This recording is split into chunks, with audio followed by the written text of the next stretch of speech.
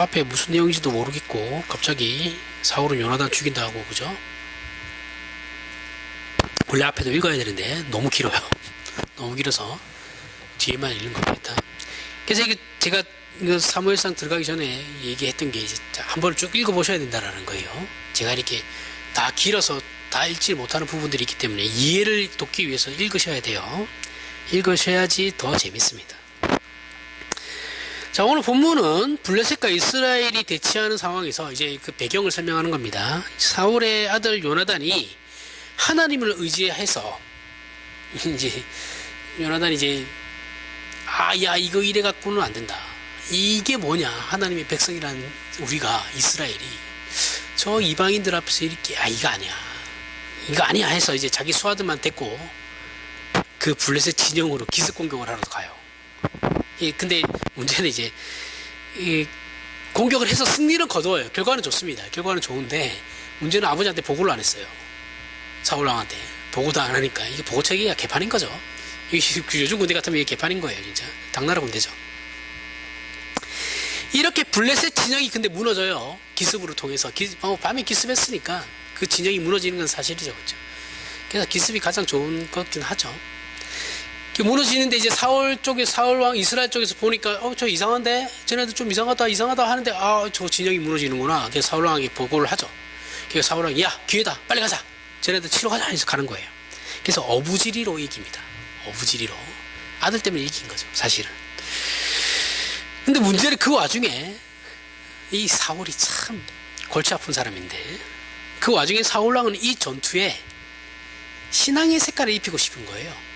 이길 건 분명하거든요. 저 진영이 무너졌으니까.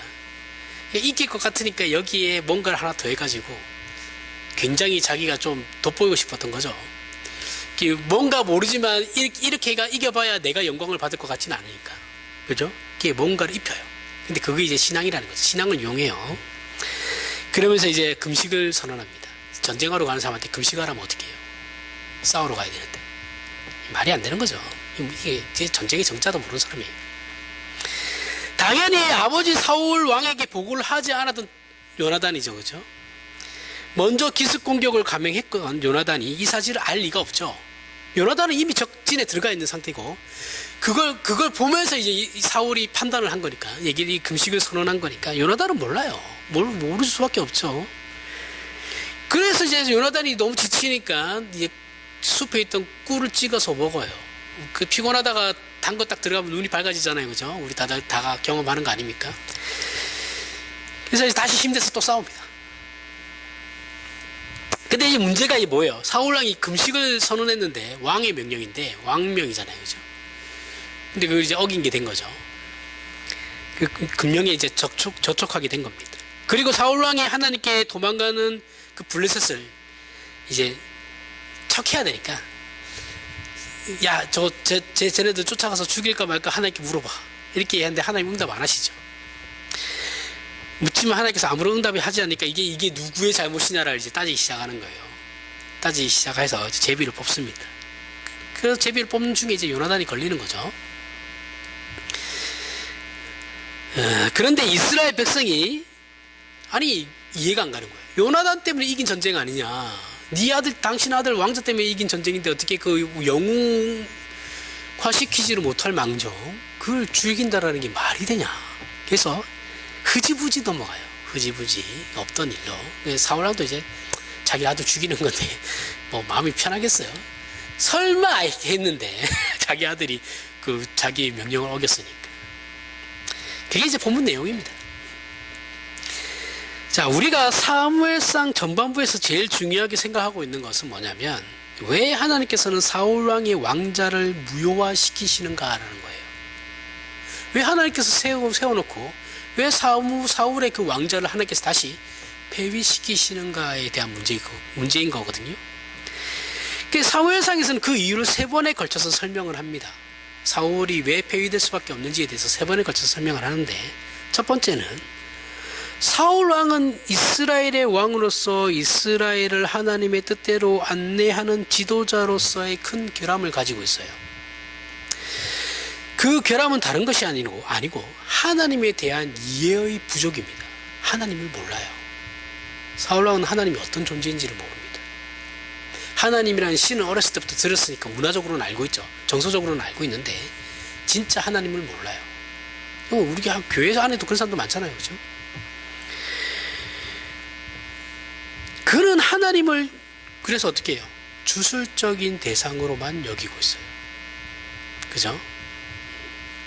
주술적 대상이라는 건 뭐예요? 하나님께서 인격적인 존재라는 걸 놓치고 그 주권과 결정들을 무시한 채 그 종교를 믿고 있는 신자가 경배의 대상인 신을 종교라는 이름으로 조종하려고 하는 거죠. 자기 마음대로. 그리고 두 번째 이유는 사울 왕이 폐위될 수밖에 없는 두 번째 이유는 오늘 본문에 나오는 겁니다. 사울 왕은 하나님의 성품에 대한 이해에서 결정적인 부족을 드러내고 있어요. 그는 전투의 결정적인 승리를 위하여 금식을 명했는데 그렇게 함으로써 하나님의 도우심을 바란 것일 수도 있겠지만 우리가 알고 있는 사울은 그런 사람이 아니죠. 그죠? 아닙니다. 또는 뭐 좋게 얘기해서 그럴 수도 있겠죠. 또는 이스라엘에게 신앙심을 고취시켜가지고 이제 우리가 갑자기 이걸 올려야 되니까 신앙을 빡 동원시켜가지고 그 신앙심을 고취시켜가지고 목적을 이루어내려고 했을 수도 있죠. 그죠? 순수하게 하나님의 도우심을 바란 건 아닌 것 같아요. 사울은 그런 사람이 아니었죠. 우리가 살펴본 바로 이해하면 이 두 번째죠. 이용한 거죠. 신앙심을 고취시키기 위해서. 하지만 그럼에도 하나님이 어떤 분이신가에 대한 이해에서 사울 왕의 결정적인 그 부족함이 드러나고 있죠. 그죠? 그의 부족함이 이런 겁니다. 인류가 만든 신들을 보면 신에 대한 인격적이거나 정신적인 항복은 없고 신이 가진 능력만을 필요로 하는 그런 식의 종교를 많이 가지는 것이 인류가 만든 신이죠. 종교죠. 그렇죠? 자, 제가 늘 얘기하던 그리스 로마 신화가 여기 다 포함되는 거고 거기에 나오는 신들은 도덕적이지도 않고 인격적으로 인간보다 못하죠. 다만 뭐가 있어요? 초월적인 힘이 있죠. 그죠? 초능력이 있잖아요. 초월적인 힘. 그것만 달라요. 그래서 사람들이 그 신들을 어떻게 이용하고 조종하며 그리고 조롱하는지가 잘 나타나는 것이 그리스 로마 신화죠. 인문학적인 거예요. 인문주의예요. 인문주의. 이렇게까지는 아니더라도 같은 맥락에서 어느 시대나 어느 사회나 무속신앙을 살펴보면 무속신앙은 경배하고 섬겨야 할 신에 대한 설명은 안 해요. 없어요. 무당집에 가가지고 그 무당이 자신이 섬기는 신에 대해서 설명하는 거 봤어요?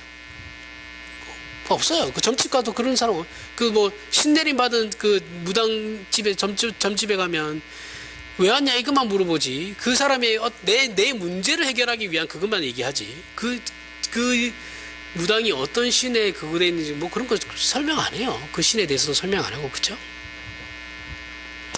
단지 그 신이라는 존재만 믿고 있죠. 그죠? 애기신이면 애기신, 뭐 장군신이면 장군신, 뭐 관우신도 섬기고 뭐 많죠. 뭐 박정희 신도 섬긴다 뭐 있는 사람도 있더라고요. 무식해도 적당히 무식해야 됩니다. 진짜 역사 공부를 조금이라도 하면 그런 말을 할 수 있겠어요? 그래서 초월적인 힘만 빌려서 과정이야 어떠하든 간에 자신이 원하는 결과만 얻으면 되는 것이 무속신앙이죠. 저 용산에 있으시잖아요. 그죠? 그래가지고 나라 지금 실컷 잘 말아 드시고 계시는 분. 무속신앙 때문에. 종교 행위만 있고 내용은 없어요. 그래서 과정은 중요하지 않습니다. 결과만 중요하면 돼요. 결과가 선이에요. 내가 원하는 결과가 나오면 선이고 내가 원하는 결과가 나오지 않으면 악이에요. 그게 무속신앙입니다. 그러니까 저렇게 개판을 치는 거예요. 양심이 없죠. 지성이면 감천이다, 치성을 드린다는 말이 여기서 나오는 거예요. 지금은 많이 없어졌지만 제가 자란 곳이 항구가 있는 마을이었거든요. 그 부산에서 이제 뭐 가난한 동네였는데 거기 이제 남항이라고 있었어요. 그 영도랑 마주보고 있는 마을인데 거기에 이제 때만 되면 그 플라스틱 그 양동이 있죠, 양동이. 김치 담글 때 쓰시는 그런 양동이. 거기에다가 이제 때만 되면 이제 거기에다가 쌀도 넣고 떡도 넣고 과일도 넣고 해가지고 바다로 둥둥 뛰어 보냅니다.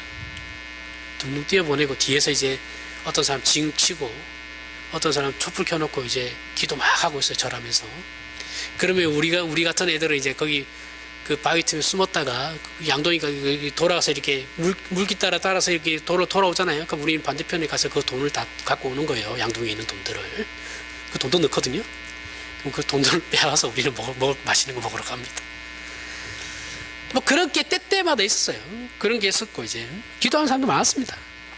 바닷가니까 더 있겠죠. 그리고 이제 뭐 제 어릴 때만 해도 산에 조금만 올라가도 그 촛불 켜놓고 기도하시는 분도 많았죠, 그렇죠? 그리고 이제 그 항상 자리에 흔적이 남아요. 촌농 떨어진 자리도 있고. 요즘은 많이 없죠. 이렇게 비는 사람들의 특징은 특정한 어떤 신에게 비는 게 아니에요. 어떤 신을 정해놓고 그 신에게 비는 게 아니에요. 여기서는 누구라도 좋은 겁니다. 신은 누가 됐든 상관없어요. 어느 신이 됐든 간에 내가 원하는 것만 들어주면 되는 거예요. 어떤 신이든 간에 신이 있다면 자신의 소원을 이루어 달라라는 거죠. 그래서 우리 뭐 장난식으로 얘기하지, 아이고 하나님, 예수님, 부처님, 알라 뭐 이렇게 다 얘기하면서 막 얘기하는 사람도 있잖아요, 그죠? 내 소원 좀 들어주세요. 그리고 이 신이 자신의 소원을 이루어 줘야, 그럼 그 신이 그 사람의 소원을 이루어 줘야 하는 이유는 뭐예요? 내가 지금 정성을 다하고 있잖아요. 그 정성을 보라는 거죠. 그 정성을 다하는 게 신을 감동시킬 수 있는지는 잘 모르겠어요. 신한테 이득될 게 없잖아. 그 정성이야 자기 정성인 거고, 그게 신한테 무슨 이득이 되죠? 이런 것도 좀 이해가 안 가죠. 그 신이 그 정성을 보고 감동해가지고 이제 그 소원을 들어준다라는 거죠. 그래서 뭐예요? 한겨울에 우리 옛날에 할머니들 한겨울에 모욕 제기하고 찬물로, 그죠? 따뜻한 물로 하면 안 돼요. 찬물로 해야 됩니다. 찬물로 모욕 제기하고 밤새워 빌잖아요, 그죠? 우리 증주 외할머니가 그랬던 것 같은데, 이런 모습 제가 좀 본 것 같습니다. 어렸을 때 막 빌어요. 그게 아니면 이제 교회 다니시는 분들, 오래 사신 권사님들은 새벽 기도 가기 전에 모욕 제기하고 나오시죠. 그래서 자랑 삼아 얘기하시죠, 그죠? 옛날에 많이 들었던 얘기입니다. 그래서 어떤 신인지는 몰라요. 어떤 신인지는 관심도 없어요. 상관도 없고 내 소원만 들어주면 돼요. 자신이 이렇게 드리는 이 정성에 감동해서 자신의 소원을 들어준다라는 것이 무속신앙입니다. 이 무속신앙에서 신을 감동하는 것이, 신을 감동하게 만드는 것이 정성이에요. 그죠? 그리고 그게 이르면 어떻게 돼요? 자해를 하죠. 그죠? 엘리야가 그 이방 제사장들하고 싸울 때 그 이방 제사장들이 그 자신의 기도를 안 들어주니까 어떻게 해요? 아무리 제사를 드려도 안 되니까 자기 몸에 막 자해를 하잖아요. 그래서 엘리야가 막 비웃잖아요, 그죠? 야, 그래가지고 되겠냐? 좀 더 열심히 해봐. 이러면서 막 엘리야가 막 비꼬죠. 그리고 이제 그렇게 나온 게 이제 겨울에 찬물로 모욕하는 거고, 손가락 끝에 옛날에 뭐 불 붙이는 뭐 그런 거 아세요, 이거? 손가락 끝에 불 그런 게 있었습니다. 그런 행동들을 하는 거예요. 이건 이제 인간의 타락한 본성의 종교심이죠. 그죠? 타락한 인간이 가질 수밖에 없는 종교심이에요. 문제는 기독교 안에도 이런 게 들어와 있다라는 거죠. 앞에서도 얘기했지만 철야 기도나 금식 기도는 이런 무속 신앙과 많이 혼합되어 있는 게 사실이에요. 성경에서 말하는 순수한 그런 건 아니에요. 지금 한국 교회가 행하고 있는 건 다 무속 신앙과 짬뽕이에요. 짬뽕된 게 맞습니다. 그래서 한때 한국 교회에서 신령한 목사들을 요구하는 그런 유행이 있었어요. 기억하세요? 저희가 고등학교 때만 해도 이런 게 있었습니다.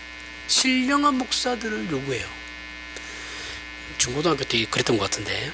그래서 목사님들이 너도 나도 40일 금식기도 하러 간다고 기도원에 많이 들어갔습니다. 그러다가 많이 실패했고 죽은 사람도 있었어요. 실제로. 뭐 그때는 지금처럼 이렇게 언론이 막 그런 것까지 다 다뤄주진 않으니까 모르는데 교회 안에서는 다 유명했던 얘기도 있습니다. 물론 이런 게 이제 특별한 신앙 행위라고 한다면 그래 그럴 수도 있는데 이 행위가 그러한 행위가 내가 진짜 하나님을 만나야 한다라는 그 하나님을 만나는 것이 아닌 자신의 정성을 보여서 그 정성을 보이는 게 목적이 되어서 그래서 내가 원하는 걸 하나님께서 주시기를 원하는 이러한 것으로 신앙을 제한시켜버리면 이건 무조건 잘못된 거예요. 우리 막말로 우리 어렸을 때 이제 너 소나무 뽑으러 가야지. 응? 기독교 올라가서 소나무 나무 한 두 그루는 뽑아야지. 아세요 이거? 왜 뽑는 거 아세요 이거? 무릎 꿇고 이제 나무 붙잡고 막 흔들면서 기도하니까 이게 뽑히는 거예요. 그 이제 한 두 그루 뽑아야 돼요. 그래야지 인정받습니다. 안 되던데 이러면 이제 실패해요. 나가요. 다음에 또 가야 돼요. 한심하죠, 한국교회도. 말하자면 사울의 하나님에 대한 이해가 이런 식이라는 거예요. 그렇게 하시는 목사님들은 다 사울하고 똑같은 생각으로 기독교를 이해하고 있는 거예요. 죄송한데 실제가 그렇습니다. 금욕적인 자기 희생을 보이는 게 하나님을 만족시키는 신앙이고 율법 정신이다라고 굉장히 단순하게 그렇게 생각하는 거예요. 기독교를. 이런 생각은 타락한 인간이라면 누구나 가져요. 누구나 가지는 타락한 본성에서 말미암은 생각이에요. 근데 목사가 그러고 있으면 안 되죠. 그죠? 타락한 본성으로 만들어진 그 생각이 종교심을 왜 목사가 가지고 있어야 돼요? 목사는 성경적인 신앙심을 가지고 있어야지. 그래서 또 제가 더 분명하게 짚고 넘어가는 겁니다. 그 이유는 이 문제로 인해서 사울 왕이 폐위를 당해요. 똑같은 문제로. 이해하시죠? 굉장히 심각한 문제입니다. 요한복음 15장 10절에 내가 아버지의 계명을 지켜 그의 사랑 안에 거하는 것 같이 너희도 내 계명을 지키면 내 사랑 안에 거하리라. 하나님의 명령 즉 계명이란 하나님께서 심판의 기준으로 또는 정죄와 축복의 경계선으로 제시해서 우리로 하여금 어떻게 하나 보자 이런 식으로 주신 게 아니다라는 거예요. 야, 내가 율법을 너에게 줬어, 지켜. 근데 하나님께 우리가 생각할 때는 그렇게 주신 그 율법을 하나님께서 한 발짝 뒤로 물러서셔서 그래, 내가 이제 율법을 줬으니까 너희들 얼마나 잘 지키나 보자. 잘 지키나 눈에 레저 이제 쏘듯이. 그게 아니죠, 그렇죠? 그걸 위해 주신 게 아니에요. 율법을 주신 건 사람을 위해서 주신 거예요. 계명이란 하나님의 복되심과 선하심과 의로우심에 우리를 부르신 명령입니다. 우리는 하나님께서 우리에게 무엇을 요구하시는지를 알면 그분이 어떤 분이신지를 알 수 있어요. 우리가 잘 생각해 보세요. 하나님이 어떤 분이십니까? 라고 생각했을 때 하나님이 나에게 요구하시는 것이 무엇인가를 생각하게 되면 그분이 어떤 분인지를 알 수 있어요. 그죠? 대표적으로 십계명은 하나님께서 의로우시고 선하시며 도덕적인 분이시다라는 것을 충분히 보여주고 있죠.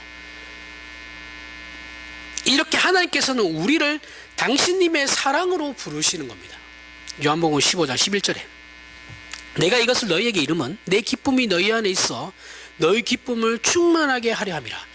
기독교 신앙의 복된 것은 우리의 필요를 채우고 형통케 하며 우리의 안녕을 위한 기대나 이해의 차원에서 신적 도움을 주는 정도가 아닙니다. 하나님의 차원으로 거룩과 영광으로 부르시는 거예요.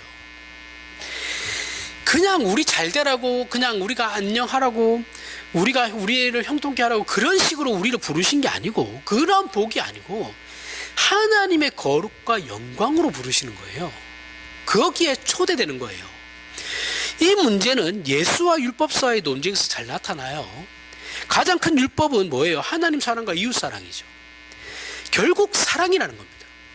하나님께서 우리를 사랑하시면 하나님께서 우리에게 원하시는 것도 뭐겠어요? 당연히 사랑이죠. 하나님이 우리에게 요구하시는 것은 하나님에 대한 그 사랑의 반응이잖아요. 그죠? 내가 아내를 사랑하면 아내가 내 사랑에 대한 반응으로 나를 사랑하죠. 그죠? 그래야지 서로 부부가 될 수 있는 거잖아요. 마찬가지죠. 희생을 얘기하는 게 아니에요. 사랑이에요, 사랑. 희생이라는 말이 등장하는 이유는 뭐냐면 죄성을 눌러야 한다는 그 문제 때문에 동원되는 겁니다. 희생이 우선하는 게 아니에요. 사랑이 우선하는 거예요. 그래서 기독교의 본질은 궁극적으로 희생이 아니에요. 사랑입니다. 희생은 그 사랑 안에 들어가는 거예요. 이해하시죠? 그런데 우리는 기독교 신앙을 제대로 지키려면 어떻게 생각하느냐면 금욕적이어야 하고 희생적이어야 한다라고 생각하는 거예요. 하지만 기독교에서 말하는 금욕은 옛날 청교도들처럼 뭐도 하지 마라, 뭐도 하지 마라, 뭐도 하지 마라 이게 아니고 죄에 대한 욕구를 포기하라는 의미에서 금욕이에요. 죄에 대한 거. 그 차원에서 금욕을 얘기하는 겁니다. 우리가 문화생활을 누리면 안 돼. 그게 아니고 문화생활 누리세요. 문화생활을 누리면 안 되지. 같이 세상 사람들과 즐겁게 노는 게 그게 신자로서 말이 돼? 그게 왜 말이 안 돼요? 누리세요. 누리는데 그게 금욕이 아니에요. 그런 금욕이, 우리는 그런 걸 금욕이라고 생각해. 노는 거를 놀지 말아야 된다는 걸 금욕이라 생각하잖아요. 그거 아니라고요. 그게 아니고 죄 짓지 말라고. 네가 죄라는 죄라는 것에 있어서 그 죄를 행하려고 하는 그 행위에서 모든 것을 금욕하라는 거예요. 죄를 금욕하라는 거예요.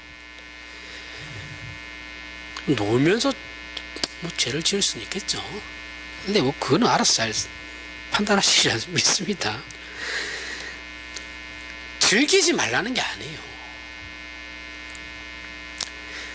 뭐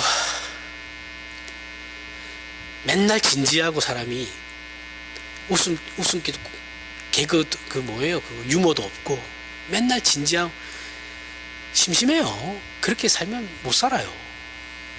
그죠? 저도 한때 그걸 이제 그랬던 적이 있습니다. 이게 배워가면서 이게 그런 과정을 거치게 되더라고요. 그걸 이제 넘어가면 재밌게 사시면 됩니다. 재밌게 즐겁게 사십시오. 신앙생활 하는 게 즐거운 건데 왜 그 즐거움을 포기합니까? 그거 금욕 아니에요. 그런 게 절제는 필요하겠죠. 그죠? 근데 우리는 어떻게 생각해요? 금욕이라는 걸 스스로 괴롭히는 걸 얘기하죠. 그죠? 내가 나 자신을 괴롭혀요. 먹지 않고 자지 않고, 그죠? 많이 자는 것도 금욕, 그 죄예요. 죄라고 생각하죠. 그 일반적인 것까지 이제 금욕으로 집어 넣어버려요. 이거는 정말 죄송한데 하나님을 근본적으로 모르는 겁니다. 그렇지 않아요. 세상 사람들이 잘 모르고 이제 하는 말들이 뭐냐면 칼빈이 굉장히 금욕적인 사람이었다라고 얘기하는데 칼빈이 예배당에서 노래를 못 부르겠어요. 악기도 사용 못 하겠습니다. 그거는 예배 때만 그런 거예요. 예배 때만. 제가 늘 얘기하죠. 예배 때만 그렇게 하는 거예요. 철저하게. 그래서 제가 얼마 전에 장모님도 저한테 또 질문을 했는데, 그래서 찬송가라고 하는 이 곡도 이 찬송가의 모든 안에 들어가 있는 곡들이 뭐 물론 가사적으로 신학적으로 문제가 많은 곡들이 많지만 더더욱 예배 때는 그 노래가 제한되는 거예요. 예배 때는 찬송만 불러야 돼요. 그게 예배예요. 그게 칼빈주의입니다. 그게 칼빈이 요구하는 거였어요. 그리고 칼빈은 평소에는 다 음악 즐기고 다 했어요. 이게 잘 모르는 사람들이 그렇게 떠드는 거예요. 이런 거 얘기하면 끝도 없습니다. 마태복음 7장 12절에 그러므로 무엇이든지 남에게 대접을 받고 하는 대로 너희도 남을 대접하라. 이것이 율법이요 선지자니라. 자, 이걸 성경에서 황금률이라고 합니다. 황금률. 우리가 누구에게 존중받고 싶으면 그 사람을 먼저 존중하라는 거예요. 이건 하나님께서 예수 그리스도의 입을 통하여 우리에게 선언하시는 것이죠. 그죠? 그렇게 선언하심으로 하나님께서 우리를 어떻게 대접하고 계시는지를 알려주시는 거예요. 알려주고 신앙적으로 우리가 어떤 요구를 받고 있는지를 알게 하고 있는 거예요. 하나님으로부터 우리가 어떤 대접을 받고 있는지를 알게 하시는 거예요. 그러니까 예수님께서 그냥 입에 바른 말로 야, 네가 존중받고 싶으면 다른 사람 먼저 존중해 이렇게 얘기하시는 것이 아니라 하나님께서 너희를 그렇게 대접하고 있다라는 거예요. 하나님이 우리로부터 사랑과 존중을 받고 싶으시니까 우리를 사랑하시고 존중하신다라는 거예요. 먼저 이해하시죠? 그 의미에서 나온 말이에요. 대표적으로 십계명 첫 번째, 너는 나 외에는 다른 신들을 내게 두지 말라 이렇게 말씀하시죠. 그렇죠? 이 내용을 보면 하나님께서는 편협하시고 자기 중심적인 신이시다라, 이게 너무 편협한 거 아니야? 이렇게 생각이 든단 말이죠. 잘 모르는 사람들은. 그죠? 이게 그런 말이 아니죠. 하나님께서 이렇게 말씀하신 것은 마태복음 앞에 7장 12절처럼 하나님께서 그 대접을 받기 위하여 우리에게 그 대접을 하시는 분이다라는 거예요. 20장 마태복음 20장 25절부터 28절에 예수께서 제자들을 불러다가 이르시되 이방인의 집권자들이 그들을 임의로 주관하고 그 고관들이 그들에게 권세를 부리는 줄을 너희가 알거니와 너희 중에는 그렇지 않아야 하나니 너희 중에 누구든지 크고자 하는 자는 너희를 섬기는 자가 되고 너희 중에 누구든지 으뜸이 되고자 하는 자는 너희의 종이 되리라 하리라. 인자가 온 것은 섬김을 받으려 함이 아니라 도리어 섬기려 하고 자기 목숨을 많은 사람의 대속물로 주려 함이니라. 자, 예수 그리스도는 우리를 구하러 오신 분입니다. 어떻게 구하십니까? 예수께서는 우리가 가장 소중한 사람, 예수 그리스도가 우리를 위해서 죽으실 수 있었던 건 마치 우리가 하나님에게 있어서 제일 소중하다라는 거예요. 당신님의 목숨을 아끼지 아니할 만큼 우리가 소중한 가치가 있다라고 느끼는 거예요. 느끼는 게 그렇게 여기시는 거예요. 그래서 찾아오실 수 있는 거예요. 내 아들보다 내 아들을 죽여서라도 나는 너를 그만큼 나는 너를 사랑해. 너를 내가 소유해야겠어. 내 자녀로 만들어야겠어. 그만큼의 가치가 있는 거예요. 그래서 먼저 찾아오시는 거죠. 왜요? 당신님이 그 사랑을 우리로부터 받고 싶으시니까. 먼저 그렇게 찾아오시는 거예요. 목숨 내놓으시고. 이해하시죠? 우리가 그래서 아직 죄인 되었을 때, 아무것도 모를 때, 하나님에 대해서 알지도 못할 때 하나님께서 이미 그렇게 하셨다고. 우리라는 존재가 당신님의 목숨을 대신 바쳐도 좋다고 생각할 만큼의 그 대상으로 여기시고 찾아오신 겁니다. 그렇게 당신님의 목숨을 주시기까지 우리를 섬기신 거예요. 이것을 조건으로 해서 나 외에는 다른 신들을 내게 두지 말라라는 요구를 하시는 거예요. 누가 손해예요? 편협한 하나님이십니까? 나를 위해서 목숨까지 바치신 분이신데 그 하나님이 내가 이렇게 너를 사랑하니까 너도 나를 좀 사랑해줘 라고 하시는데 그 나만 사랑했으면 좋겠어 라고 하시는 건데 아니요, 나는 다른 신도 나는 바람 피울 건데요. 말이 안 되잖아요. 그죠? 하물며 남녀 간의 부부 관계에서도 그렇게 하면 안 되는 건데, 그죠? 이걸 하나님과 나와의 관계에서 그렇게 하면 당연히 안 되죠.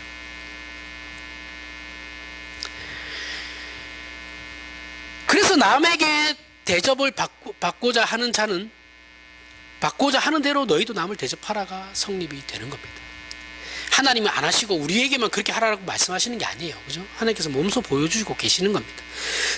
여기에 기독교 신앙의 모든 신앙적 요구의 본질적인 의미가 있는 겁니다.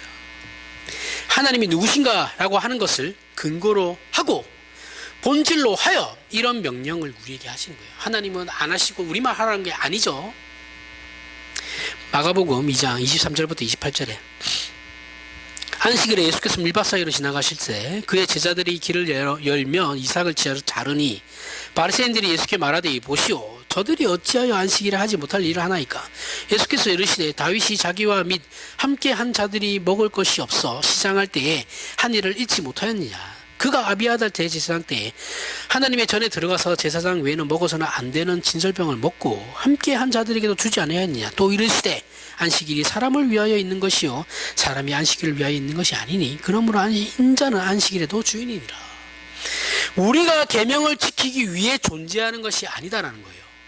계명을 지키기 위해서 내가 존재하는 게 아니에요. 내가 신자가 된 게 아니에요. 계명을 지키기 그거 하나 가지고 그걸 지키기 위해서 내가 신자가 돼 하나님께서 우리를 신자로 부르신 게 아니라고요. 모든 계명이 우리를 위해서 존재하는 거예요. 인간을 위해서. 계명을 지키게 하려고 우리를 만들거나 구원하신 게 아닙니다. 제발 주객을 전도시키지 마세요. 그리고 그 계명을 지키는 게 신자의 복이고 특권이에요. 하지만 우리는 하나님의 이런 명령이나 계명에 대해서 매우 부정적이죠. 그렇죠? 너무 강조하는 것도 문제인데 주객을 전도시켜가지고 마치 계명을 지키는 게 삶의 목적인 것처럼 그렇게 가는 것도 문제고 이걸 너무 부정적으로 생각하는 것도 문제예요. 그건 뭐 율법이잖아. 안 지켜도 돼. 이것도 문제죠. 똑같은 문제예요. 자, 한 세대 전만 해도 한국 교회는 지금만큼의 신앙의 내용을 가지지 못했어요. 지금처럼 이렇게 넉넉한 어떤 신학적인 내용, 신앙의 내용을 가지지 못했거든요. 그때는 목사님들이 다 그냥 예수 천당 부신 지역이었어요. 예수 믿으면 예수 믿어라. 그래야 천국 간다. 막 이런 거였어요. 천국이 이 땅에 임한 그런 것도 몰랐어요. 그건 뭐 시대적 한계니까. 우리가 그거는 인정하고 넘어가야 되는 겁니다. 그때는 신앙을 지키는 게 그냥 다였어요. 내가 예수 그리스도를 부인하지 않는 것, 내가 이 신앙을 지키기 위해서 주일 성수를 하려는 것, 그게 전부였다고요. 단순했지만 그 신앙에 자신의 목숨을 걸었어요. 목숨 걸고 교회 나갔습니다. 진짜. 그죠? 그때 대표적으로 신앙을 확인하는 기준이나 행동이 성수주일이었어요. 주일 성수하는 거였어요. 하지만 당신은 저희 어렸을 때 생각하면 되는 겁니다. 당신은 주일이 어떻게 복되고 감사한 일인지에 대한 설명을 하시는 분은 한 명도 없었어요. 주일이 왜 감사하고, 주일이 왜 우리가 귀하게 여겨야 되고, 왜 주일을 우리는 공동체에서 함께 보내야 되는가에 대해서 설명하시는 분은 없었어요. 설명도 할 줄 몰랐어요. 그런 거 없어요. 그냥 지키라고 하니까 지킨 거지. 그래야 복 받는다. 주일을 지키지 못하는 문제에 대한 비판과 정죄가, 그래서 비판과 정죄가 남무했습니다. 주일 하루 딱 빠지잖아요. 그럼 그 다음날 오면 정교인이 막 다 쳐다봅니다. 그죠? 제가 나가던 저희 모교는 권사님이 주일 예배 하루 빠지잖아요. 근데 권사님이 딱 들어와요. 그럼 담임 목사가 들어오지 말라고 그래요. 그 뒤에 서 있으라고. 그랬어요. 그리고 그 직분자가 지각하잖아요. 설교하다 말고 바로 얘기한다. 거기서 들으세요. 이런 인격적이지 못하죠. 그죠? 무식하죠. 제가 어렸을 때 하여튼 교회가 똑같은 이런 교회였습니다. 주일 하루 빠지면 뭐 난리가 나요. 물론 시대적 한계가 있죠. 그죠? 인정해야 돼요. 우리가. 그렇다고 다 옛날은 다 나쁘다 이렇게 얘기하시면 안 됩니다. 옛날 목사님들, 우리 선배 목사님들 다 그 한계 속에서 목숨 걸고 목회하시는 분이에요. 그러니까 그 부분은 또 인정해야 됩니다. 근데 지금은 아니죠. 그죠? 이 핑계 할 수 없어요, 이제는.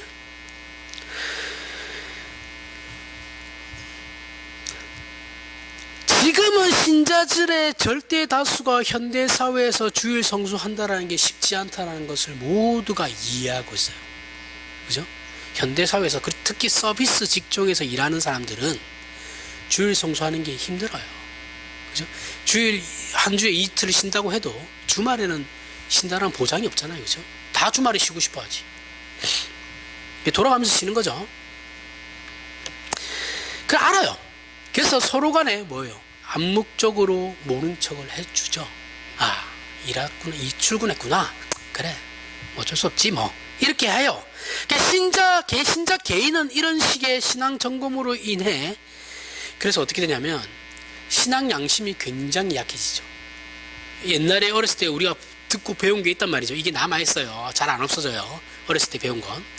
그런데 내가 서비스 직종을 하다 보니 주일 성수를 하기 힘들어요. 그러니까 못 나가게 돼. 근데 교인들은 이해를 해줘. 시대가 바뀌었으니까. 그 정도는 이해해 주는데 내가 보고 들었고 잘한 게 있어가지고 거기에 내 신앙 양심이 걸리는 거예요. 계속. 그래서 내 신앙 양심은 계속해서 약해지죠. 자책을 하게 되고. 그러면 어떻게 되냐? 예배당을 안 나가게 돼요. 그죠? 이걸 고쳐야 된다는 겁니다. 우리가 가진 기독교 신앙이 무엇을 하고 안 하고의 문제로 정죄와 심판의 기준을 삼으면 그건 이미 틀렸어요. 틀린 거예요. 잘못된 게 아니라 틀렸어요. 우리에게 주의를 지키라고 하는 것은 하나님께서 우리를 부르셔서 그분의 영광과 거룩하심과 베푸시는 은혜로 우리를 허락하신 복된 날이기 때문에 그런 겁니다. 그죠? 그래서 우리는 주일에 무엇을 하기 위해 예배당에 나오는 게 아니에요. 교회당에 나오는 게 아니라 교회당에 나오는 것 자체의 기쁨을 알아야 된다라는 거죠. 교회 봉사하러 가 이게 아니고 교회 가면 너무 재밌어. 즐거워. 왜? 좋은 사람들과 교제도 하고 예배도 함께하고 하나님에 대해서 알아가는 것도 재밌고 좋고 뭐 이런 것들이에요. 그 나오는 것 자체가 좋아야 된다는 거죠.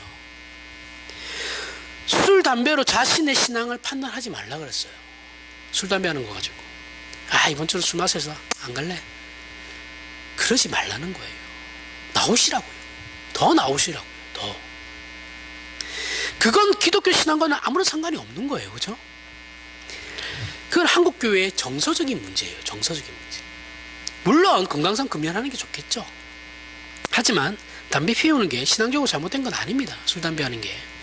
그러니 제발 이런 걸 가지고 자기 신앙을 정죄하고 심판의 기준으로 삼으시지 말라는 거예요. 기독교 신앙이 요구하는 것들은 훨씬 더 고급하고 적극적인 겁니다. 모든 게 하나님의 선하심과 의로우심으로 우리를 부르시는 거예요. 마태복음 5장 43절 44절에 또 내 이웃을 사랑하고 내 원수를 미워하라 했다라는 것을 너희가 들었으나 나는 너희에게 이르노니 너희 원수를 사랑하며 너희를 박해하는 자를 위하여 기도하라. 왜 그래야만 합니까 하나님? 왜요? 45절에 이같이 한즉 하늘에 계신 너희 아버지의 아들이 되니라. 이렇게 해야 신자가 되는 거다 라는 이유 때문에 그렇다고 합니다. 하나님께서는 우리에게 아버지 되시는 그 당신님을 닮아야 한다라고 말씀하시는 거예요. 그러니까 계명이든 율법이든 모든 신앙적 요구는 전부 하나님께서 당신님의 거룩하심으로 우리를 부르시는 거죠. 그죠? 하나님의 거룩하심의 그 초대예요. 때문에 우리는 그것이 우리의 자랑이 될 수 있어요. 그죠? 내가 계명을 지키는 게 자랑이 될 수 있어요. 내가 하나님의 말씀을 순종하는 것이 자랑이 될 수 있어요. 왜요? 그것은 하나님께서 나를 초대한 거룩하심과 영광으로 초대한 초대장이니까. 그죠? 초대하고 계시는 그거니까, 증거니까. 나에게는 자랑이죠. 성실하고 진실하며 정직한 것은 인간이 가지는 가치에서 가장 자랑스러운 것들입니다. 이와 반대되는 것들은 안타깝고 슬프고 괴롭고 부끄러운 것들이에요. 하지만 이것을 정죄와 심판으로 구별하면 안 되고, 구별하지 마시고 하나님께서 자녀들에게 어떻게 당신을 닮게 하려고 그 거룩하심으로 우리를 부르고 있으신지를 기억하라는 거예요. 야, 너 그러면 안 되지. 그러면 이렇게 하지 말고, 야, 이게 우리의 자랑이잖아. 특권이잖아. 나는 이걸 놓치면 너무 안 좋아. 나는 이게 내 특권을 놓칠 이유가 뭐가 있어? 내 손해잖아. 그걸 놓치는 건. 내가 누려야 할 거 못 누리는 건 내 손해인 거잖아. 우리에게는 이 하나님에 대한 이해가 그래서 중요한 겁니다. 이 하나님이 어떤 하나님이신지를 모르면 우리는 닮아야 하는 아버지를 가지고 있지 못하게 되고 배울 내용도 없게 돼요. 그래서 사울은 왕직에서 폐위될 수밖에 없는 겁니다. 그가 이스라엘에게 무엇을 가르치고 무엇을 보일 수 있었겠습니까? 아무것도 없죠.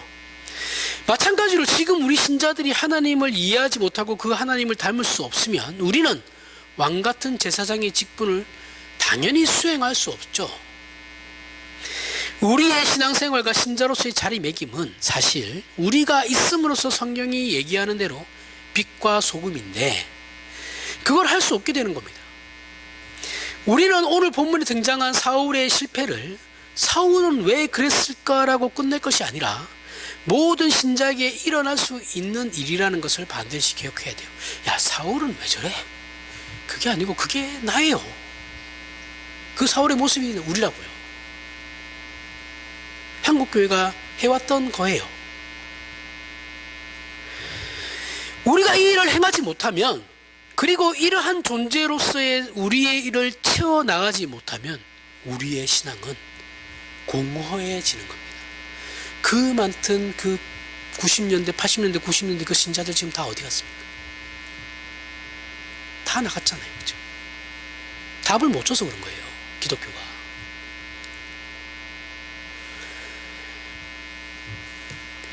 답을 못 주니까 다 나가죠. 답을 줬으면 나갔겠습니까? 뭐 물론 거기에 뭐 나갈 사람들 다 뭐 거품이 있긴 했는데. 그리고 우리 신자, 우리의 삶도 그렇게 돼버리면 우리가 신자로서의 삶도 아무런 힘이 없게 되죠. 그죠? 우리가 세상 앞에 자랑하기 이전에 우리 자신이 먼저 공허해지는데, 내가 믿는 내 하나님을 내가 알지 못하는데 다른 사람을 어떻게 전도해요? 내가 믿고 있는 이 신앙을 나도 잘 모르겠어. 나도 맨날 전전긍긍하고 있는데 다른 사람 어떻게 전도해요? 내가 하나님으로 말미암아 기쁜 적이 없고, 내가 교회당에 나갈 때 죽을 맛으로 나가는데 전도를 어떻게 합니까? 내가 좋아야지 전도도 하고 싶은 거 아니겠어요? 아, 그래, 이거야 라는 마음이 들어야지, 내가 답을 얻어야지 저 사람에게도 답을 줄 수 있을 것 같은 생각이 들지 않겠어요? 자신도 답을 못 얻고 있는데 누가 누구를 전도합니까? 도대체. 하나님 앞에서 우리의 고백이 있고 그것이 진리인 것을 확인하며 믿고 있지만, 안 믿는다라는 게 아니에요. 믿고 있지만 우리의 신다된 존재와 영혼이, 그리고 삶이 공허해집니다. 그죠? 믿는 게 아닌 게 돼요. 알지만 아는 게 아닌 것이 아닌 게 되어버려요. 그러면 그게 무슨 시간 낭비예요? 그거야말로 정말 시간 낭비, 에너지 낭비죠. 우리는 스스로를 위해서 자비하신 하나님, 의로우신 하나님, 선하신 하나님, 사랑하시는 하나님, 그분의 거룩으로 부르시는 이 하나님을 붙잡으셔야 됩니다. 우리 자신을 위해서요. 남들을 위해서가 아니고 내 자신을 위해서 그렇게 하시라는 거예요. 우리는 그런 존재여야 하고 그런 삶을 살아야 하는 겁니다. 그리고 이것은 결국 우리 자신의 영광을 위한 것이죠. 그죠? 내가 신자로서 하나님의 말씀에 순종하는 건 내 자신을 위한 것이고 내 영광을 위한 것이며 내 거룩함을 위한 것이에요. 결국 그렇게 되는 거예요. 그것이 또한 하나님의 영광과 거룩이 되는 겁니다. 그리고 우리의 자랑이 되는 거예요. 우리가 고백하는 신앙이 이 내용을 본질로 하는 것임을 반드시 기억하시길 바랍니다. 그래서 여기 모인 모두가 삼위일체 하나님을 마음으로 믿고 입술로 고백하며 진심으로 찬양하여 왕같은 제사장의 인생을 사는 승리의 삶을 사는 저와 여러분이 되길 바랍니다. 기도하겠습니다. 하나님 아버지, 은혜를 감사합니다. 하나님을 아버지라 부르고 사는 인생의 귀함을 우리가 확인했습니다. 우리는 하나님의 의로우심과 자비하심과 선하심과 복되심과 거룩하심의 부름을 받은 자들입니다. 이러한 우리의 존재와 삶이 이 하나님의 거룩함으로 채워지길 소원하고 그렇게 충성할 것을 약속하며, 그리하여 우리가 선 자리와 우리가 살아가는 인생을 통해 우리 하나님 영광 받으시옵소서. 예수님 이름으로 기도합니다. 아멘.